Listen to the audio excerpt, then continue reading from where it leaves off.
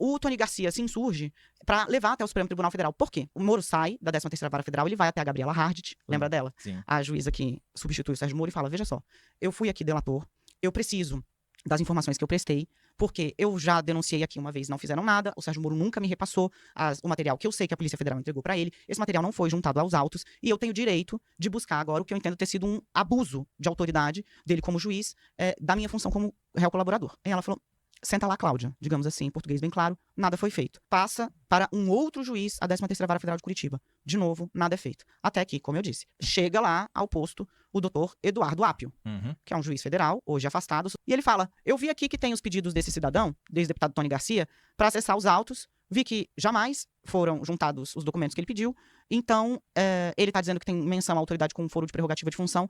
Atenção, Supremo Tribunal Federal, eu estou mandando essa bucha para você analisar o que tem aqui. E joga essa bomba na mão do ministro José Antônio Dias Toffoli. Uau. Quando o Apio remete esse processo para o Supremo Tribunal Federal, o Toffoli decreta sigilo total. Consigo acessar pela primeira vez o que foi que o Apio encontrou e mandou para o Supremo Tribunal Federal.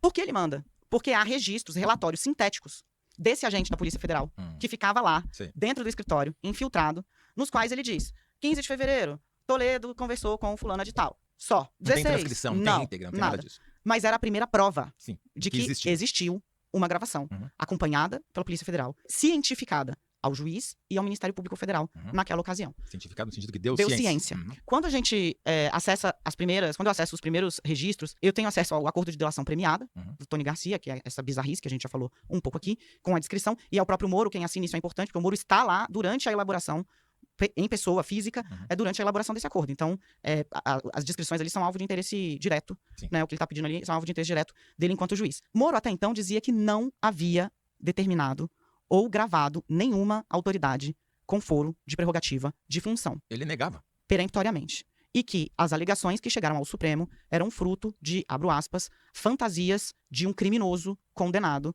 fecho aspas. É assim que ele trabalhava as declarações, as alegações do Tony Garcia. Porém, o que você viu e teve acesso não eram apenas as declarações de um criminoso, eram os relatórios de um agente da Polícia Federal. Perfeito. E isso eu consegui publicar em 2023. De novo, são 4 linhas ou menos, 3 linhas e meia, na qual a Polícia Federal diz, ao dia tal, hora tal e tal, Tony Garcia recebe o presidente do Tribunal de Contas do Estado, Reins, numa conversa que dura 40 minutos. Ponto. E aí, você não sabia o que estava discutindo? Não, mas eu sabia que a conversa, que o grampo tinha acontecido. E aí, pela primeira vez, numa entrevista que me deu ao vivo, na ocasião eu ainda trabalhava na Globo News, o já senador disse, olha, se aconteceu, é a primeira vez que ele admite, que pode ter acontecido, não teve crime e já prescreveu. Porque fazia já, estava perto de completar 20 anos. E por que prescreveu? Porque ninguém foi atrás, né? Mas tudo bem. E daí? Como é que evolui? Quando você agora você descobriu a íntegra, ou seja, o conteúdo dessa conversa. Por quê? Porque depois o Apio é retirado da 13ª Vara, de uma situação também vexatória, né? Só que, quando ele sai, o ministro Dias Toffoli faz requisições. Porque ele recebeu pedaços do processo, que foi o que o juiz, então, o Apio encontrou e mandou.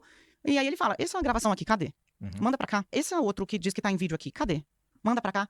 E a 13ª Vara Federal de Curitiba não manda. Não manda? Não, mesmo agora. Como a partir pode? de 2023. Até que chega-se na situação limite em que, pela primeira vez na história, veja, é difícil conseguir isso no Brasil, houve uma operação de busca e apreensão dentro de uma vara da Justiça Federal, pela Polícia Federal, por ordem do Supremo, para caçar documentos que estavam escondidos.